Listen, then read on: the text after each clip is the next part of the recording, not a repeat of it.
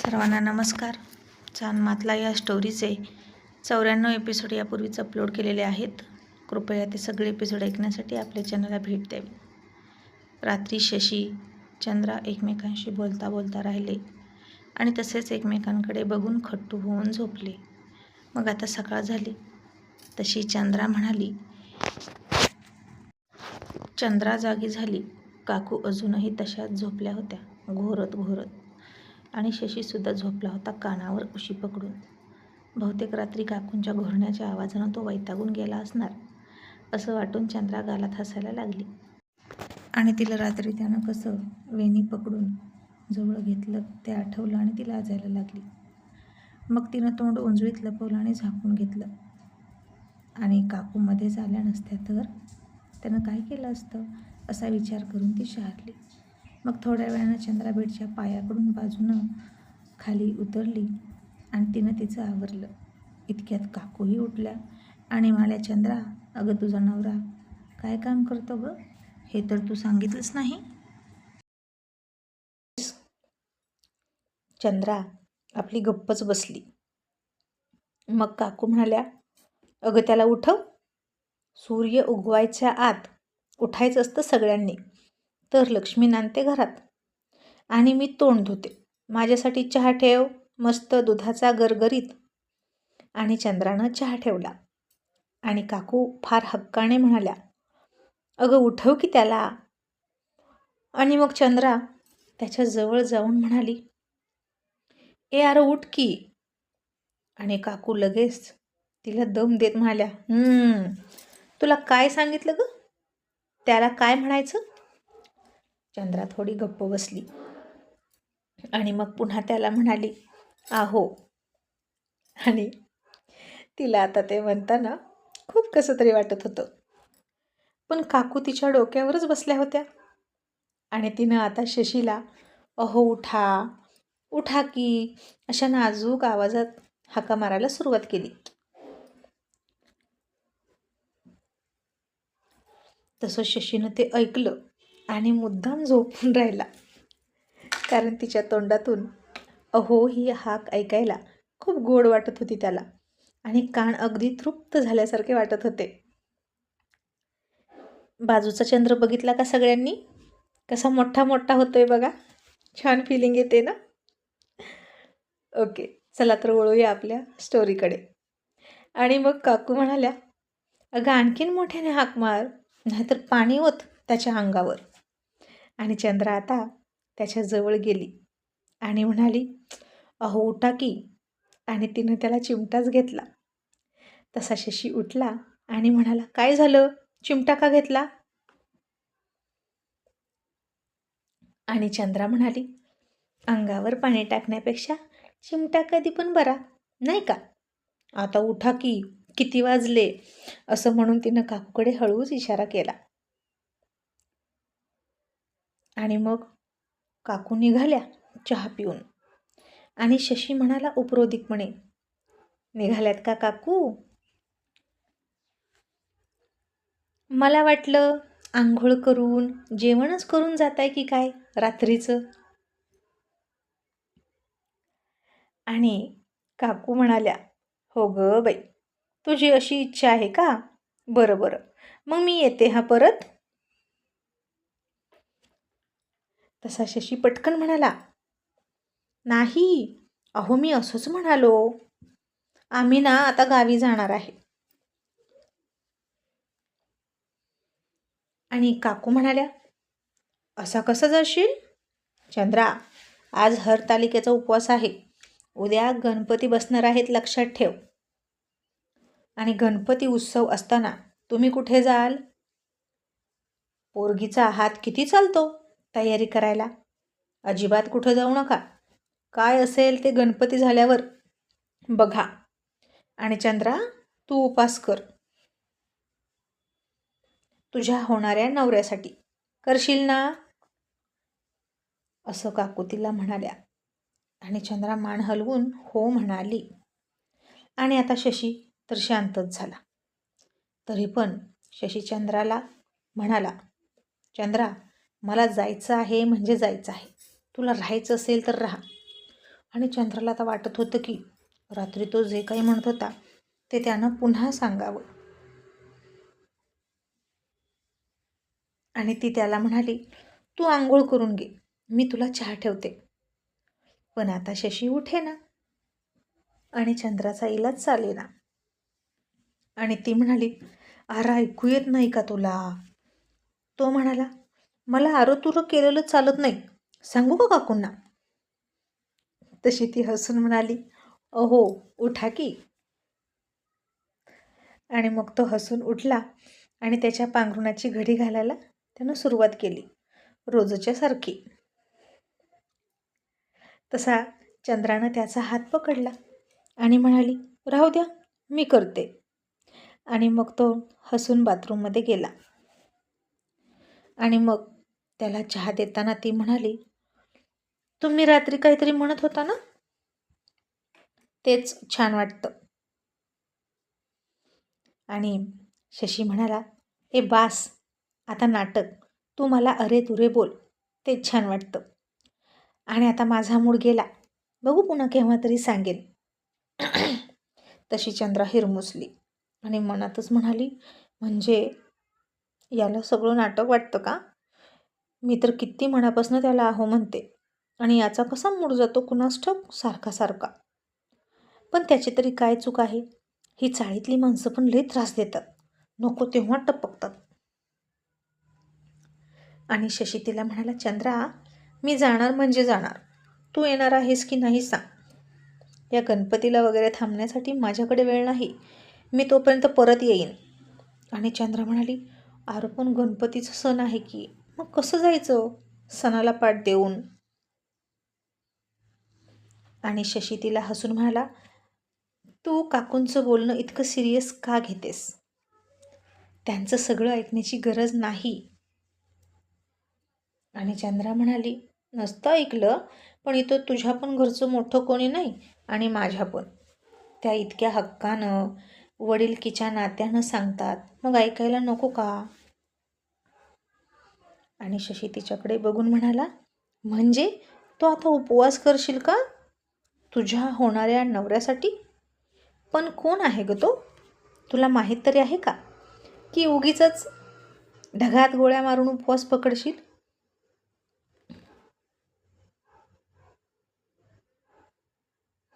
तो उपवास पकडा आणि चांगला नवरा मिळवा, ही स्कीम चांगली आहे बरं का. 5 नारळ चढवा आणि देवाकडून हवं ते मागून घ्या, म्हणजे देवालाच तुमचा देव लाच घेतो, असंच ना?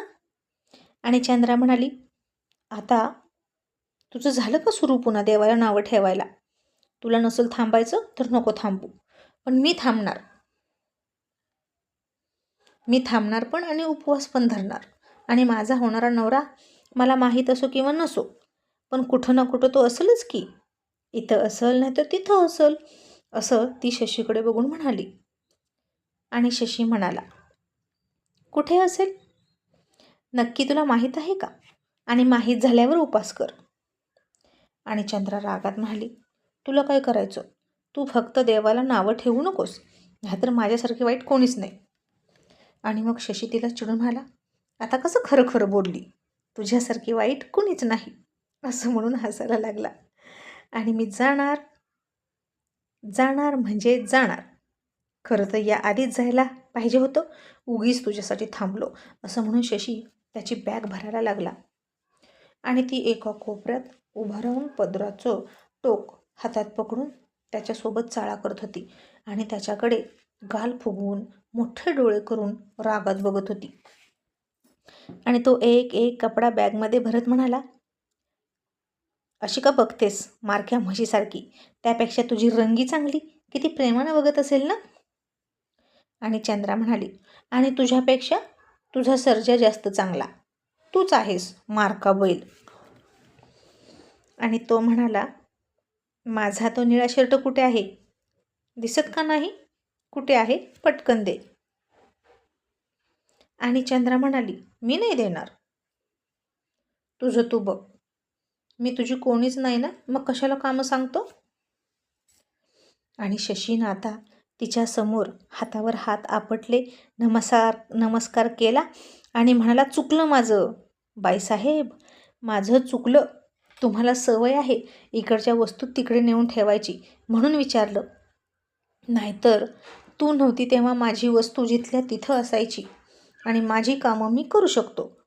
असं म्हणून शशी कपाटात गेला आणि त्यानं भराभर कपाट उपसायला सुरुवात केली आणि सगळे कपडे बाजूला फेकले. तिच्या साड्या, ड्रेस, त्याचेही कपडे नको असलेले इकडे तिकडे फेकले आणि तो शर्ट घेतला आणि बॅगेमध्ये भरला. आणि चंद्रा वैतागून आली, अरे काय करतोस? तुला येडबीड लागले काय? आता सगळा पसारा पुन्हा घालून ठेवलास. मला मागितलं असतं तर दिलं असतं की शर्ट. आणि शशी म्हणाला, मागितलं तर होता, तर कुठं दिलंस तू? म्हणून मीच घेतला. आणि चंद्रा त्याच्याकडे रागात बघत म्हणाली, मसन्या कुठला? आता हे सगळं कोण आवरायचं? आणि शशी म्हणाला, तू. नाही तर दिवसभर काय काम असतं ग? तुझा तर परसू नरसू सगळ्या बायका घेऊन ये आणि बस आवरत, मी निघालो. असं म्हणून तो निघणारच होता. शेवटी त्यानं चंद्राचं नाहीच ऐकलं. त्यानं त्याची बॅग घेतली आणि बुलेटवर बसून चंद्राकडे बघून निघूनच गेला. आणि चंद्रा थोडी हिरमुसली. तिलासुद्धा त्याच्यासोबत जायचं होतं, पण या काकूमुळं ती राहिली आणि आता तो पुन्हा केव्हा येईल परत याची ती वाट बघायला लागली. आणि आता एका कपड्याची ती घडी घालत बसली आणि त्याचे शर्ट हातात घेऊन गालाला लावायची, हृदयाजवळ पकडायची आणि त्याची आठवण काढायची. आणि किती हटकुरा माणूस आहे, त्याच्या बायकोचं कसं व्हायचं असं ती सहजच म्हणाली. आणि जसे सगळे म्हणतात तसे म्हणाली आणि तिच्या शब्दाचं तिलाच हसायला आलं. आणि आता शशीची गाडी चाळीच्या गेटमधून बाहेर आली आणि इतक्यात त्याला रवी शेटने पाठवलेला एक पोरगा आडवा आला आणि त्याने शशीला अडवला आणि म्हणाला, ओ ओ छोटे शेट, कुठे निघालात? आणि शशी म्हणाला, मी गावी निघालो आहे. तू का आलास पण? काही काम होतं का? आणि तो निरोप घेऊन आला होता रवी शेटचा आणि त्यांनी असा निरोप पाठवला होता की मला येऊन भेट. आणि शशीचं जाणं आता पुन्हा कॅन्सल झालं. तो तसाच बॅग घेऊन रवी शेटकडे निघाला आणि म्हणाला, बाबा तुम्ही मला बोलवलंत का? आणि त्याची बॅग बघून मा म्हणाली, अजित तू कुठे निघाला होतास? शशी म्हणाला, माझ्या गावी. मला खूप आठवण येते गावाची, माझ्या घराची. मला तिकडं गेलंच पाहिजे. आणि रवी शेठ म्हणाले, अजित तू सध्या तिकडे जाऊ शकत नाहीस, कारण मला तू इथे पाहिजे. बॅग तुझ्या रूममध्ये ठेव, फ्रेश होऊन परत ये. शशी थोडा हिरमुसला पण नाही म्हणाला नाही आणि रूममध्ये गेला. आणि त्यांची पत्नी शारदा म्हणाली, शेठजी का तुम्ही त्याला त्याच्या गावी जाऊ देत नाही? रवी शेठ म्हणाले, शारदा तिथं त्याला धोका आहे. त्याला जाऊ नको असं तरी कसं म्हणू मी? शेवटी त्याच्या गावची माती आहे, ती त्याला खुणावणारच. त्याच मातीत तो लहानाचा मोठा झालाय. अगं पण मी चौकशी केली, तिथला तो पाटील ज्याचा त्यानं खून केला होता, त्याचा मुलगा आणि पोलीस तिथे दबा धरून बसलेले आहेत आणि ते वाट बघत आहेत की तो केव्हा एकदा त्याच्या वाड्यावर येईल. आणि हे जरी मी त्याला सांगितलं ना तरी तो जास्तच उसळून म्हणणार, मी जातो म्हणजे जातो. त्याचं उमदं रक्त त्याला शांत बसू देणार नाही आणि म्हणूनच काही दिवस तिकडे जाण्यापासून त्याला टाळतोय. मग आता इकडे चंद्रानं उपवास पकडला शशीसाठी, तोही अगदी कडक. आणि आज जनता दरबार होता. रवी शेठ म्हणाले, अजित मला तिथं तू हवा आहेस, चल. जिथून आपल्याला चांगलं जनहिताचं काम करण्याची प्रेरणा मिळते ते हेच ठिकाण. आणि मग शशी तिकडे गेला. मग सगळे लोक आपल्या आपल्या तक्रारी सांगत होते. त्याचवेळी काही लोक खांद्यावर एक प्रेत घेऊन आले आणि रविशेठ समोर ते प्रेत ठेवलं आणि एक बाई खूप खूप रडत होती. आणि ते बघून रविशेठ चक्रावले आणि म्हणाले, ताई तुम्ही का रडता आणि कोण गेलं आहे तुमच्या घरातलं? आणि ती बाई रडून पदर पसरून म्हणाली, मला न्याय पाहिजे दादा, माझ्या मुलीला न्याय पाहिजे. रवी शेठ म्हणाले, काय झालं, का रडतेस? आणि ती म्हणाली, माझी पोरगी एका पोलिसाच्या घरी घर कामाला जात होती आणि त्यानं तिला धमकी दिली, भीती घातली आणि तिच्यावर वेळोवेळी बलात्कार केला. आता कोणाला सांगितलं तर तुझ्या घरच्यांना तुरुंगात टाकेन असं म्हणाला आणि माझी पोरगी त्याचे अत्याचार मुकाट्यानं सहन करत होती. पण आता ती गरोदर राहिली आणि सगळ्यांना कळेल म्हणून तिनं आत्महत्या केली. मी काय करू बाबा, तुम्हीच सांगा. कुठल्या विहिरीत जाऊन मी माझा जीव देऊ? तसं हे ऐकून शशी हादरला आणि त्याला त्याची बहीण शशिकलाची आठवण झाली. आणि तो म्हणाला, मग तुम्ही पोलिसात का नाही तक्रार दिली? आणि ती बाई रडत म्हणाली, कोणाकडे तक्रार देऊ? कोणीच माझं ऐकून घेत नाही. माझ्या पोरीला घेऊन मी रोज पोलीस स्टेशनमध्ये जात होती, पण मला तिथून हाकलून दिलं आणि माझीच पोरगी वाईट चालीची आहे असं सगळ्यांनी ठरवलं. आणि तिनं इज्जत गेलीच होती तिची स्वतःची. आणखीन घराण्याची अब्रू जाऊ नये म्हणून आत्महत्या केली. आता मी माझी हरणी कुठं शोधू असं म्हणून ती खूप रडायला लागली आणि तिथं उपस्थित असणाऱ्या सगळ्यांच्या डोळ्यात अश्रू उभा राहिले. आणि रविशेठ खूप चिडले आणि खुर्चीतून रागात उठले आणि शशीकडे बघून म्हणाले, अजित, तुला आणखीन एका दुर्योधनाची हत्या करावी लागेल. गणपती विसर्जनासोबत त्या इन्स्पेक्टरचं सुद्धा विसर्जन झालं पाहिजे. ती नराधम जात, त्याला आणखीन जिवंत राहण्याचा अधिकार नाही. शशीसुद्धा आता खूप चिडला होता आणि तो रागानं लाल झाला होता आणि तो म्हणाला, हो बाबा, तुम्ही फक्त त्याचं नाव सांगा, त्याची तिरडी बांधायची तयारी मी करतो. असं म्हणून शशीनं हाताच्या मुठी घट्ट आवळल्या आणि म्हणाला, जसा हंबरडा आज या माऊलीच्या गळ्यातून निघतोय तसाच हंबरडा बरोबर 10 दिवसांनी त्या इन्स्पेक्टरच्या घरातून निघेल. या माऊलीच्या मुलीला जग सोडून 10 दिवस व्हायच्या आत त्या इन्स्पेक्टरला मी यमसदनी धाडणार म्हणजे धाडणार. असं त्यानं प्रण केला. आणि इकडे चंद्रा आता सगळ्यांसोबत शशीच्या नावानं पूजा करत होती आणि तोच नवरा पाहिजे असा संकल्प मनात धरत होती. आणि महादेवाच्या पिंडीवर एक एक बेलपत्र वाहताना त्याच्या हातून चांगलं काम घडू दे अशी प्रार्थना चंद्रा करत होती.